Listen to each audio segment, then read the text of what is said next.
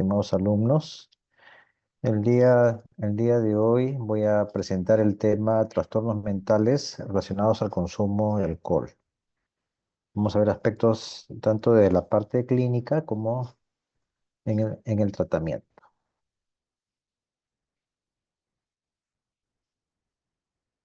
Este es el logro de aprendizaje de la sesión de hoy día. Al finalizar la sesión, el alumno logrará reconocer las diferentes esferas psíquicas y las alteraciones psicopatológicas del trastorno de consumo de alcohol.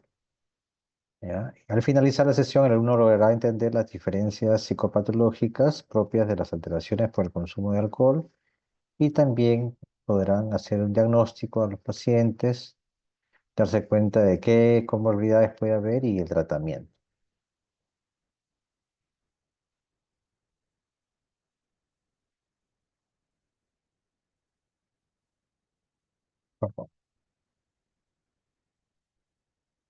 Esto es lo que vamos a revisar el día de hoy. La introducción sobre lo que es el problema del alcoholismo, los conceptos relacionados a ello, los criterios diagnósticos, cuál es el curso clínico, las complicaciones, cuáles son las comorbilidades y finalizamos viendo el tratamiento, el pronóstico y prevención de este cuadro clínico.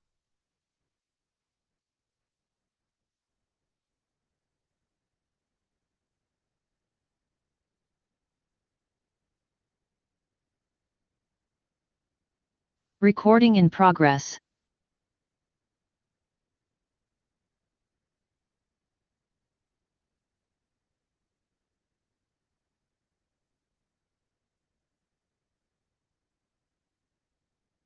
Bueno, tener en cuenta que el alcohol es la sustancia psicoactiva más consumida a nivel mundial.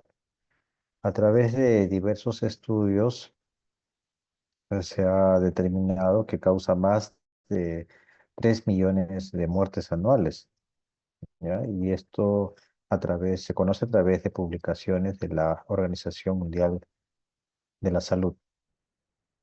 En lo que respecta al Perú, se ha comprobado, se ha visto que el consumo se inicia en promedio a la edad de los 13 a 14 años, ¿no? Esto está muy relacionado con aspectos culturales, ¿ya? En el cual de manera muchas veces a manera de juego, entre comillas, ¿ya?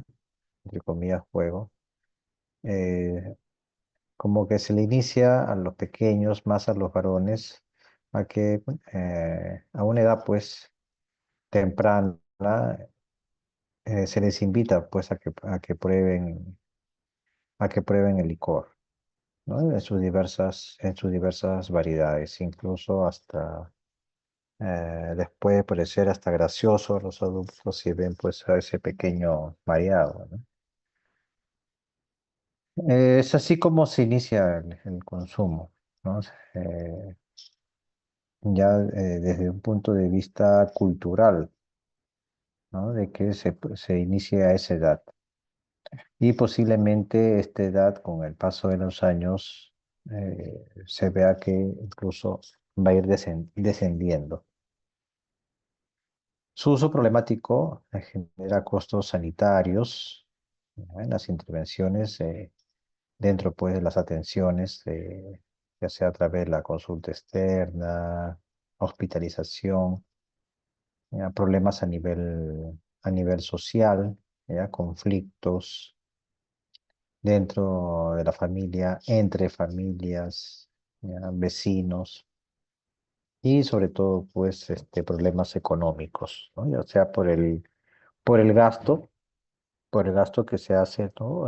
Para conseguir la sustancia, ¿ya? O pues porque la persona, debido a la intoxicación, deja de ir a trabajar, ¿no? Y esto pues genera un desmedro en la actividad económica, no solamente para la persona, sino también, ¿no? Es un menor ingreso para la familia y por supuesto afecta la producción, del lugar donde labora esta persona, ya sea en una institución, en una fábrica.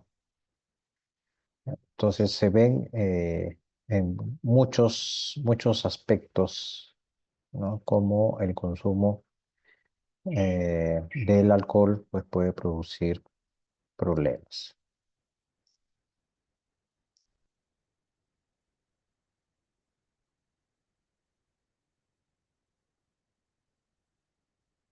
¿Qué es el trastorno por uso de alcohol? ¿No? En sus iniciales TUA, trastorno por uso de alcohol.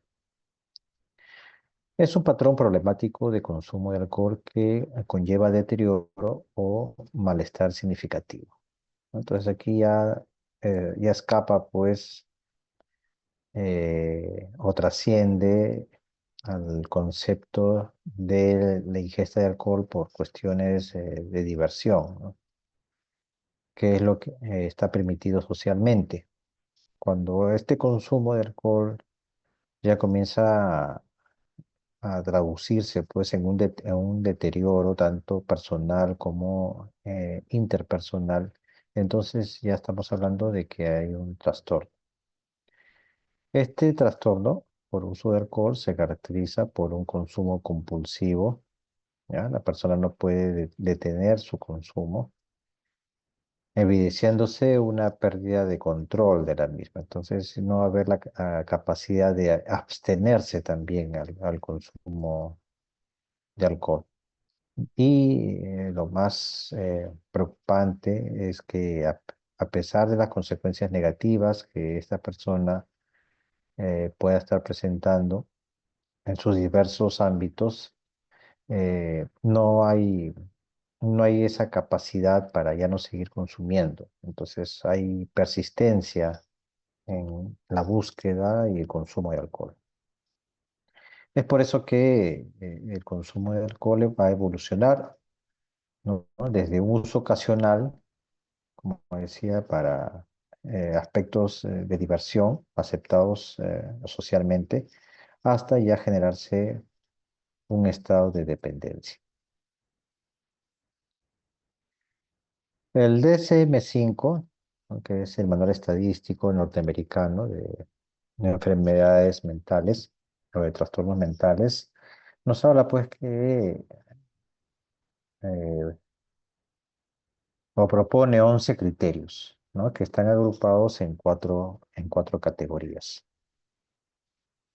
Tenemos la primera, que es el control deteriorado, en el que la persona emplea cada vez más cantidad y más tiempo del previsto para el consumo de alcohol. Va a expresar deseos fallidos de reducir el consumo. Es decir, no hay esa capacidad para abstenerse. Emplea mucho tiempo dedicado ya sea para la obtención del producto, en consumirlo, en usarlo y también en recuperarse. Y va a haber la presencia de ese término que se denomina craving, ¿verdad? Que traducido es el deseo intenso que tiene la persona por consumir el alcohol. El otro grupo está relacionado al deterioro social, es decir, que ya en el paciente comienza a manifestarse incumplimiento de roles importantes dentro del ámbito personal, familiar, eh, laboral, ¿ya? Entonces, es una persona pues que ya deja de ir a trabajar o tiene faltas frecuentes en el trabajo. Si hay faltas frecuentes en el trabajo, pues va a haber menos ingresos o esos menos ingresos es a consecuencia del gasto, ¿no? Que utiliza para el consumo, para conseguir las bebidas alcohólicas. Esto a que lleva también pues a un incumplimiento en otros roles dentro de la familia, ¿no? El aporte económico necesario para lo que es alimentación, vestimenta, estudios. Entonces, ya ustedes se pueden ir imaginando cómo el problema por el consumo de alcohol comienza a crecer, ¿no? Poco a poco. como si fuera pues una bola de nieve, ¿no? Que conforme va descendiendo va aumentando, va aumentando. Esto va también a producir problemas interpersonales o sociales, ¿no? Ya sea por las conductas que pueda presentar el paciente cuando está pues intoxicado, ¿no? Llevando a algunas situaciones de riesgo, sobre todo si comienza pues a agredir, por ejemplo, a su pareja. Otro aspecto del deterioro social es el abandono de actividades importantes, como a consecuencia del incumplimiento pues, de los roles, ¿no? Vuelvo a repetir que deje de trabajar, ¿no? O faltas frecuentes en el trabajo. Si es un joven estudiante universitario, pues comienza la ausencia, ¿no? De asistir a clases, no acude a dar exámenes y por lo tanto va a haber un deterioro pues, en su rendimiento. El otro grupo o la otra agrupación dentro de estos 11 criterios es que comienza a haber conductas riesgosas por parte del paciente, ¿no? Uso en situaciones físicamente peligrosas, como por ejemplo el manejar vehículos, ¿no? Que puede llevar pues a accidentes de tránsito, ¿no? Poniendo en peligro tanto tu propia vida como la de terceros. Y que a pesar del daño físico que puede tener pues, una complicación médica como una cirrosis hepática, la persona pues sigue consumiendo, ¿no? Sigue consumiendo el alcohol. Y por último, pues los criterios farmacológicos propios, ¿no? Que determinan el estado de dependencia. En este caso hablamos del alcohol, que es el fenómeno de tolerancia que consiste en que la persona cada vez necesita más cantidad del producto para conseguir el efecto deseado. Y el problema que hay con la abstinencia, que el paciente una vez que deja el consumo, a las horas comienza a presentar un malestar muy intenso, ¿no? Como consecuencia, ¿no? De que no está ingiriendo el producto. Esa sería la abstinencia.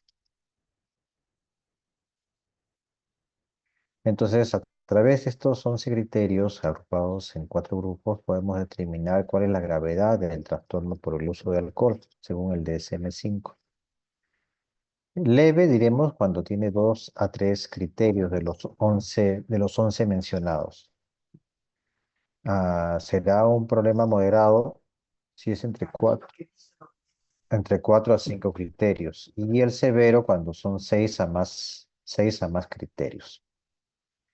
La gravedad determina el enfoque terapéutico, ¿no? Y el pronóstico. De acuerdo al grado que pueda haber, ya vamos a determinar ya, qué tipo de tratamiento se va a utilizar.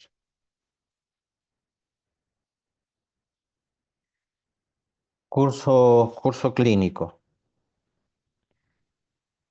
El inicio, ¿no? Es comúnmente en la adolescencia o adultez joven. Muchas veces se puede dar desde la niñez. Y vuelvo a repetir, a veces desde eh, influenciado por aspectos culturales de la zona donde radica el paciente.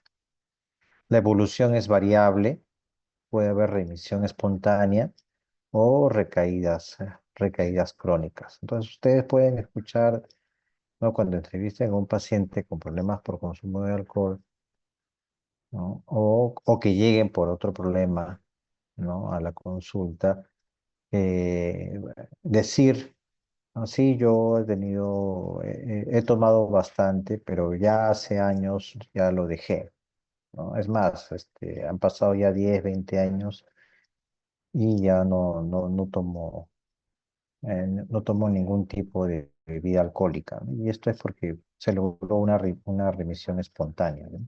Sin ningún tipo de tratamiento. Pues en el otro grupo están las personas que sí, a lo largo de los años, hasta la actualidad, hay el consumo, ¿no? Continuo que lleva a recaídas frecuentes. Factores de riesgo que puede tener la persona es que tenga una historia familiar de adicciones, ¿ya? No solamente de alcohol, sino también de otro tipo de adicciones, adicción a drogas ilegales, por ejemplo. El que tenga trastornos psiquiátricos previos, ¿no? Se ha visto la relación de algunos trastornos mentales con el consumo de alcohol, como por ejemplo con el trastorno bipolar y el mal manejo del estrés psicosocial. ¿Qué complicaciones médicas hay, ¿no? Por el trastorno del uso de alcohol? A nivel hepático, la hepatitis alcohólica que puede llevar pues a la cirrosis a nivel del páncreas, que puede producir pancreatitis aguda, incluso es muy riesgoso y puede llevar a la muerte, o el desarrollo de una pancreatitis crónica. A nivel cardíaco, puede producir miocardiopatía dilatada y también problemas en tipo arritmias, ¿no? En la conducción, problemas en la conducción tipo arritmia.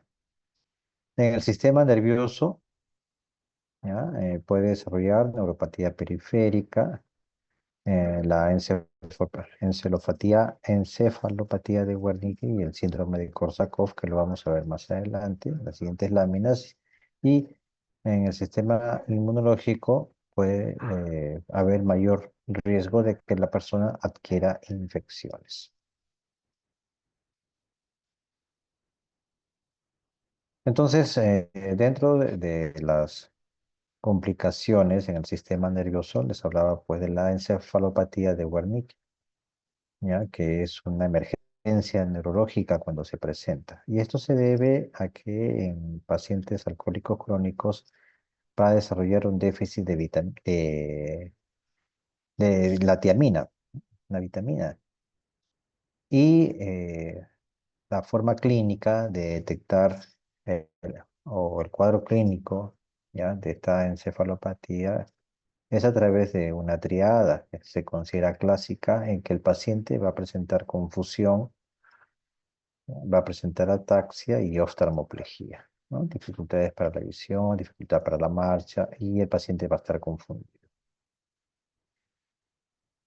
Cuando tengan estos casos, ¿no? Por un paciente consumidor de alcohol de manera crónica, ¿no? Y presente estos tres síntomas, entonces ya ustedes deben sospechar de que se trata de la encefalopatía de Wernicke.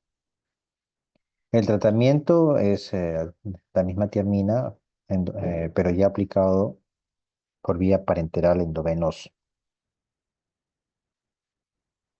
Es reversible por lo general este cuadro, ¿ya? Si se trata a tiempo y se va a tratar a tiempo si se diagnostica también a tiempo, ¿ya? El problema de este cuadro clínico es que puede evolucionar a un síndrome de Korsakoff. El síndrome de Korsakoff, que es también una complicación crónica por el consumo de alcohol, se va a caracterizar porque el paciente va a presentar una amnesia anterograda severa, ¿no? Acompañado de confabulaciones. Va a haber un daño permanente a nivel de las estructuras límbicas, ¿no? Que esto se puede detectar a través de exámenes auxiliares tipo resonancia magnética. El tratamiento también va a ser con tiamina, sin embargo, pues la recuperación es muy escasa. Esto conlleva a un pronóstico pobre porque el paciente va a desarrollar un deterioro cognitivo persistente. Por eso también es útil cuando a ustedes les llega por primera vez un paciente que está presentando deterioro cognitivo, preguntar si hay problemas en el consumo de alcohol. ¿Cuáles son las comorbilidades psiquiátricas que puede presentar un paciente con un trastorno por uso de alcohol? Estas pueden ser con mayor frecuencia, ¿no? Y bidireccionales quiere decir que tanto el paciente por consumo de alcohol puede desarrollar una de estas patologías o una de estas patologías presentadas en la lámina también pueden desarrollar, ¿no? problemas con el consumo de alcohol. ¿Estas cuáles son? La depresión mayor, el trastorno de ansiedad generalizada, el trastorno bipolar, ya sea en su fase maníaca o en su fase depresiva, y los trastornos psicóticos inducidos. Tener en cuenta que cuando el paciente con trastorno por uso de alcohol presenta estas comorbilidades, se eleva también el riesgo del suicidio, ya sea a través de intentos o que lleguen a efectivizarlo, que sería la consumación. Diagnóstico diferencial, ¿no? del paciente dependiente del alcohol. Pues la posibilidad de que el cuadro clínico sea como consecuencia de una intoxicación por otras sustancias, como por ejemplo benzodiazepinas y opioides. Otro trastorno con el cual hay que hacer diagnóstico diferencial es con la esquizofrenia y los cuadros de bipolaridad. ¿Ya? Condiciones médicas que simulan intoxicación, como la hipoglicemia, el traumatismo craneoencefálico y la encefalopatía hepática. ¿Ya? Son estos cuadros médicos pueden parecer, ¿no? que como que el paciente estuviera intoxicado por el alcohol. Entonces, para eso también es muy útil hacer una historia clínica con bastante paciencia, ¿no? Para poder identificar si existen algunas de estos cuadros. Por supuesto, acompañado por los exámenes auxiliares respectivos.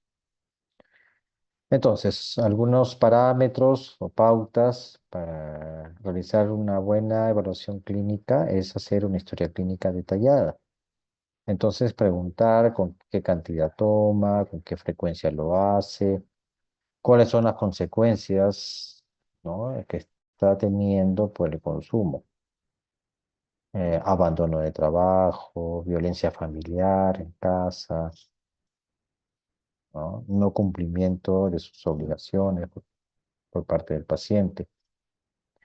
Y hay algunos instrumentos que son muy útiles para poder, digamos, objetivar, ¿no? el cuadro clínico y también para hacer un seguimiento de cómo va la evolución del paciente. Tenemos la prueba, el audit, ya que es un cuestionario que si tiene un puntaje mayor de 8 indica un consumo problemático de alcohol. Y la otra prueba es el CAGE, que ante un puntaje mayor o igual a 2, ¿ya? Con respuestas afirmativas, entonces ya nos está sugiriendo un trastorno por el uso de alcohol. Por supuesto, el examen físico también es importante, donde habría que determinar signos de hepatopatía y también signos neurológicos, que ya nos estaría indicando la presencia de cuadro de encefalopático o un síndrome de Korsakoff. Y algunas pruebas de laboratorio que también nos pueden ayudar, ¿no? A través del volumen corpuscular medio y la relación estaría indicando ya un daño hepático. Las siglas en inglés de la Alcohol Use Disorders Identification Test consta pues de 10 preguntas sobre la frecuencia, cantidad y consecuencias del consumo. El puntaje va del 0 al 7, en el cual ahí nos indica que hay un bajo riesgo, del 8 al 15, un riesgo ya moderado, ¿ya? Y de 16 a 19 ya es, es un consumidor perjudicial, ¿ya? Más de 20 puntos ya nos está indicando que hay una posible dependencia. ¿Cuáles son las ventajas de este instrumento? Que está validado, ¿ya? Y que es útil en la población general y también en adolescentes. El otro instrumento de evaluación es el CASH, que la verdad es un instrumento bastante sencillo, fácil de aplicar. ¿Ya? Es un cuestionario muy breve, consta de 4 preguntas nada más, que ustedes las ven ahí, ¿ya? Y que ustedes las pueden aplicar dentro de su evaluación clínica. La pregunta uno es preguntarle si el paciente desea reducir el consumo, ¿no? Si alguna vez ha pensado en que necesita reducir el consumo de alcohol, ¿ya? Si el consumo de alcohol le está produciendo críticas, ¿no? De otras personas. Preguntarle si hay personas, ya sean cercanas o no, que critican su forma de tomar alcohol. La otra pregunta es si esta persona se siente culpable al beber. Puede ser también que sienta culpa después de haber consumido, ¿no? Más si eh, por el consumo, por la intoxicación, se ha generado o ha generado a esta persona, ¿no? Ha generado algún tipo de problema, ¿no? Incluso que colinde con la violencia. Y la cuarta pregunta es preguntarle, pues, si al despertar por las mañanas tiene la necesidad de ingerir una copa de bebida alcohólica, ¿ya? Si hay un puntaje, ¿no? O es positivo, ya en la cantidad de 2 o más de 2 preguntas, entonces ya hay una alta sospecha de que el paciente tenga un trastorno por uso de alcohol. ¿Ya? Si tiene las 4 preguntas afirmativas, positivas, entonces considerar, ¿no? Que es un paciente que tiene problemas con el alcohol. ¿Qué ventajas tiene? De que es un test, un cuestionario bastante rápido, muy clínico, pero sí se ha visto que es menos útil en adolescentes y en mujeres.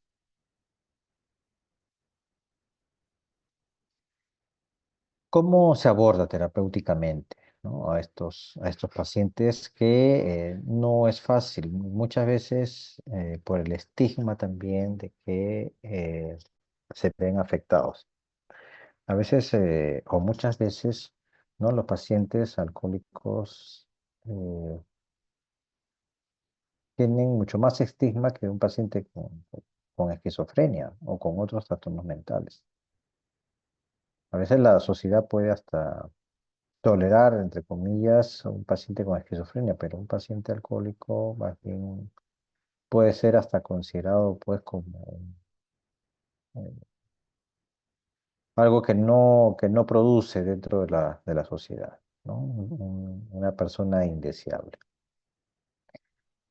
Entonces, esto aquí lleva a que muchas veces pues el paciente cuando pide ayuda, ya, esta sea rechazada. Me refiero al ámbito hospitalario, ¿no? Que en que este, pueden no atender al paciente, pues diciendo, bueno, pues se la buscó, ¿para qué toma? ¿Ya? Y no se le brinda la ayuda oportuna. Bueno, una vez que el paciente se le ha admitido, ¿ya? Nuestro objetivo principal es lograr la abstinencia o reducir el daño. Si es que ya se está produciendo algún daño en algún órgano, ¿no? Por ejemplo, en el hígado, ¿no? A nivel hepático. Entonces, ese va a ser nuestro objetivo principal, ya que el paciente deje de tomar. Y para eso necesitamos saber qué tanto es el grado de motivación a cambio que puede tener el paciente para que reciba la ayuda que queremos ofrecerle. Hay que evaluar eso. Y esto, el abordaje no solamente va a ser por una sola persona o por una sola profesión, sino que tiene que haber un enfoque integral en que deben participar, ¿ya? No solamente el médico o el psiquiatra, sino también el psicólogo e incluso la asistenta social, ¿no? Para ver aspectos relacionados por ejemplo, a actividades laborales, ¿no? Puede ser que este paciente ya tenga problemas en su centro de trabajo, entonces ahí la trabajadora social tiene un rol muy importante para mantener una comunicación, ¿no? Entre el profesional sanitario y y su ámbito laboral también, ¿ya? Involucrar a la familia, muy importante también, que eso va a ayudar también al pronóstico del paciente, ¿ya? Evaluar cuáles son esta persona. Entonces, como ustedes pueden irse dando cuenta, el abordaje es multidisciplinario, ¿ya? Es decir, que solamente el psiquiatra o el médico psiquiatra es el único profesional que se necesita para tratar el problema del alcoholismo no es real, no se necesita de los demás profesionales, es necesario. El tratamiento psicosocial, pues, se consistirá en una entrevista motivacional para que el paciente pueda movilizar los recursos internos, ¿no? Que puede tener, ¿ya? ¿Cuáles de esos recursos que presenta le va a poder ayudar, ¿ya? A que mejore de este cuadro clínico, ¿no? Puede ser que sea una persona que tenga pues mucho interés en mejorar porque se apoya pues en los hijos, ¿no? Apoya a los hijos en el sentido de que quiere darles un mejor ejemplo o un buen ejemplo, ¿no? De lo que ha venido haciendo. Entonces, esos recursos, el terapeuta puede apoyarse, ¿no? Para que sea como una especie de ancla, ¿no? En el cual se va a recurrir con cierta frecuencia cada vez que veamos que el paciente nuevamente pueda presentar recaídas, ¿no? Entonces, buscar, ¿no? Que contacte nuevamente con esa motivación para cambiar puede ayudar bastante a esta persona. Los actuales enfoques psicoterapéuticos ya están más orientados a este enfoque, ¿no? A la entrevista motivacional del paciente. La terapia cognitivo-conductual también es otra herramienta bastante útil, ¿ya? Mejor situaciones de riesgo, ¿no? Y que desarrolle también mejores habilidades de afrontamiento. Otro enfoque es a través de grupos de apoyo, ¿no? Los más conocidos son los alcohólicos anónimos y su modelo de los 12 pasos, ¿no? Esto ustedes lo pueden averiguar en internet, ¿no? En qué consiste este modelo de los 12 pasos, ¿no? Eso ya es un modelo que escapa, ¿no? Del objetivo de la clase de ahora. También se recomienda, ¿no? O una opción es que el paciente entre a un programa de rehabilitación en una comunidad terapéutica, pero una comunidad terapéutica que esté dirigida por profesionales, ¿no? Lamentablemente hay mucha propagación o una gran propagación de comunidades terapéuticas en el cual es dirigido, manejado, ¿no? Por personas empíricas, ¿no? Incluso hasta pueden ser mismos ex pacientes, ¿no? Que han tenido una adecuada evolución sin embargo no es que tengan pues una formación académica, ¿no? Con la cual se podrían obtener mejores resultados. El tratamiento farmacológico es variado, hay diversos productos, ¿no? Uno de los más usados es el disulfiram, el cual va a generar una reacción adversiva al paciente si se consume el alcohol. Por supuesto, el paciente tiene que firmar un consentimiento informado, ¿no? De que va a recibir este tratamiento y saber que si consume alcohol, lo que va a ocurrir es que va a presentar una serie de sintomatología muy desagradable, ¿no? Cefalea, vómitos, malestar general, ¿ya? Y el compromiso del paciente es ese, ¿no? De que no debe dejar de tomar diariamente, pues, este producto, el disulfiram.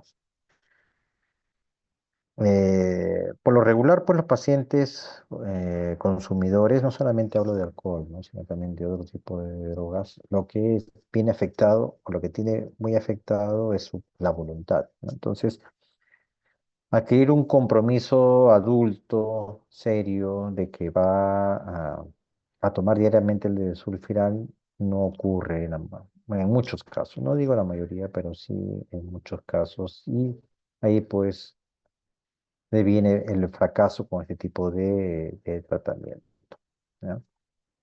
La naltrexona es otro producto que es un antagonista opioide y que actúa a nivel de, se logra la disminución del craving, ¿no? O sea, esa necesidad imperiosa de consumir. Otro producto es el acamprosato que modula la neurotransmisión glutamatérgica y que ayuda pues más bien a mantener la abstinencia. El tratamiento farmacológico se ha visto mejores resultados si es que se combina con una psicoterapia. Y por supuesto, debe haber una supervisión médica rigurosa en el paciente, ¿no? Sobre todo para estar atentos, uno, que sea adherencia al tratamiento, cumplir el tratamiento o si hay la presencia de un efecto secundario indeseable. Que consumen alcohol es cuando se presenta el síndrome de abstinencia, ¿no? Como consecuencia de la suspensión de la ingesta del alcohol, ¿ya? Esto puede ser por diversos motivos, ¿ya? Pues por decisión propia del paciente que ya dejó de tomar, pero porque, digamos, se le acabó el dinero y ya no tiene cómo seguir consumiendo alcohol, o porque tiene alguna complicación médica, ¿no? Está hospitalizado y estando internado, este paciente no va a recibir pues la cantidad de alcohol con la cual está habituado y es ahí donde se puede empezar a presentar este cuadro clínico. Este cuadro se inicia entre las 6 a 24 horas después de la última ingesta de alcohol. Los síntomas que presenta son temblores, sudoración, ansiedad, náuseas, insomnio. En los casos graves se va a desarrollar lo que llamamos el delirium tremens, ¿no? Es un cuadro delirante, ¿ya? De inicio brusco, caracterizado por confusión, alucinaciones, que pueden ser sobre todo visuales, y una inestabilidad, pues, autonómica, ¿no? Y sudoración, alteración de la presión arterial, pues, o sea, sobre todo hipertensión, ¿no? Cuando hay esta situación de delirium tremens, el tratamiento es con benzodiazepinas, ¿ya? Y por vía endovenosa, ¿ya? En nuestro medio lo que hay, y está al alcance, ¿no?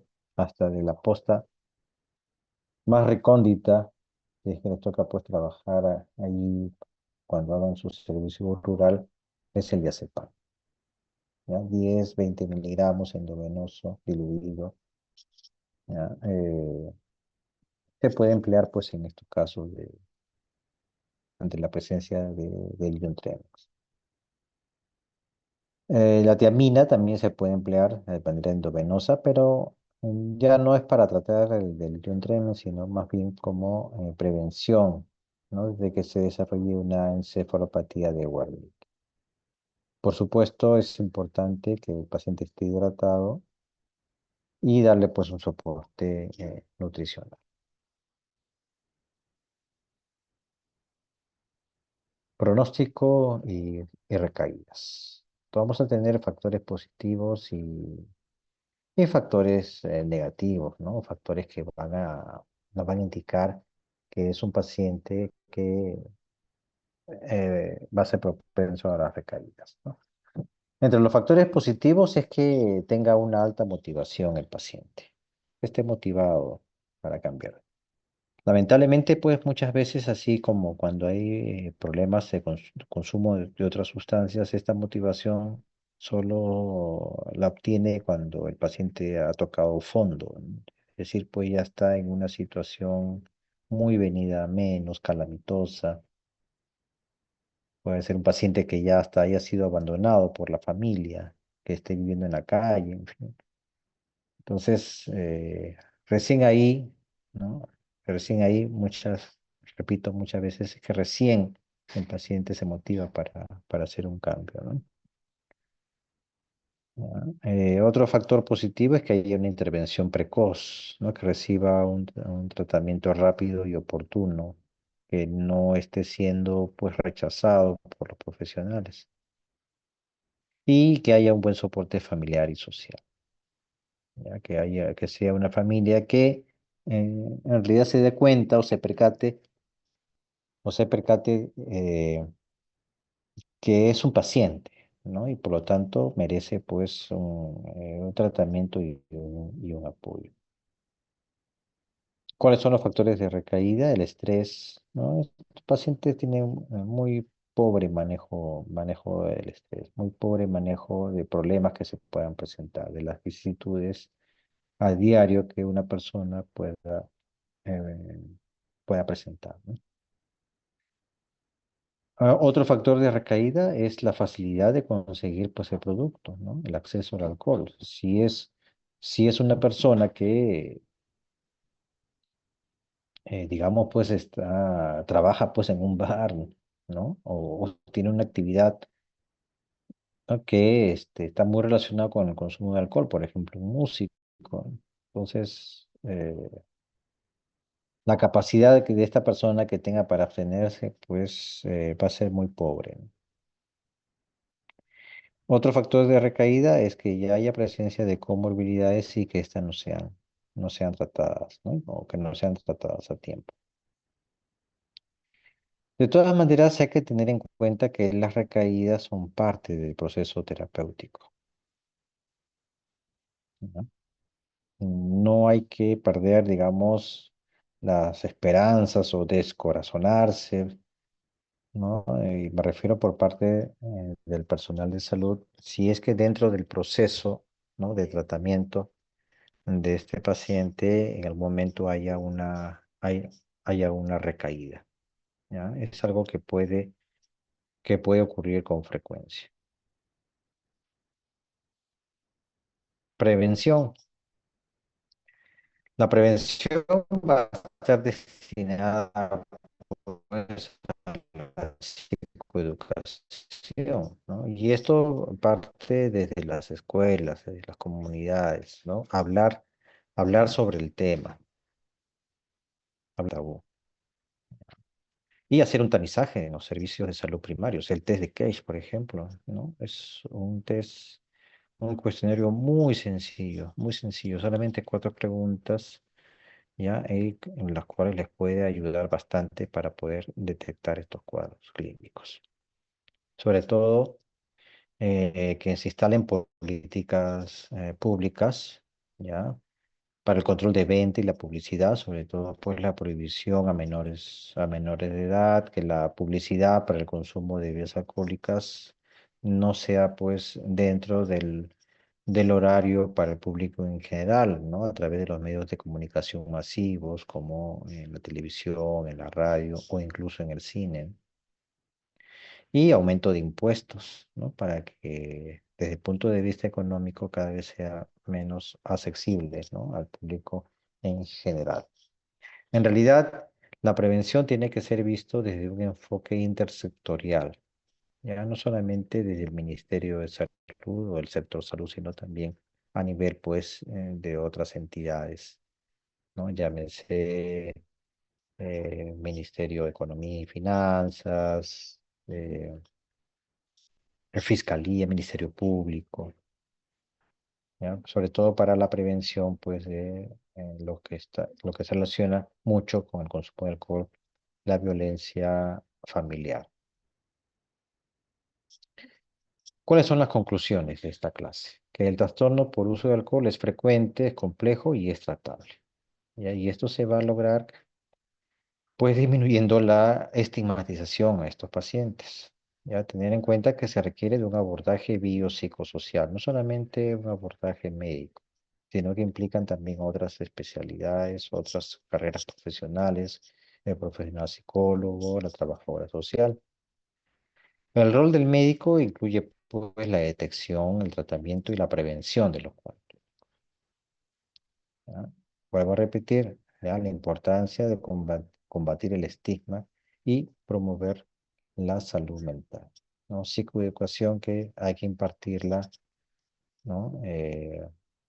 A través, ¿no? Por ejemplo, de los colegios, ¿ya? Por eso es que el abordaje tiene que ser, pues, intersectorial, ¿no? El Ministerio de Educación también corresponde que esté involucrado.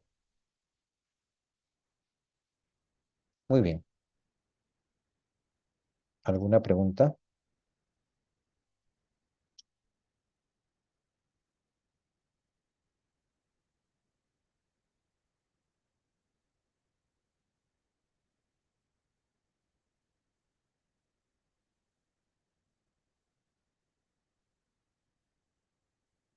¿Jóvenes, alguna pregunta?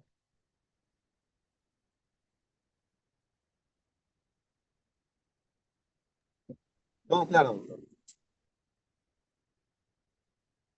Seguro, seguro.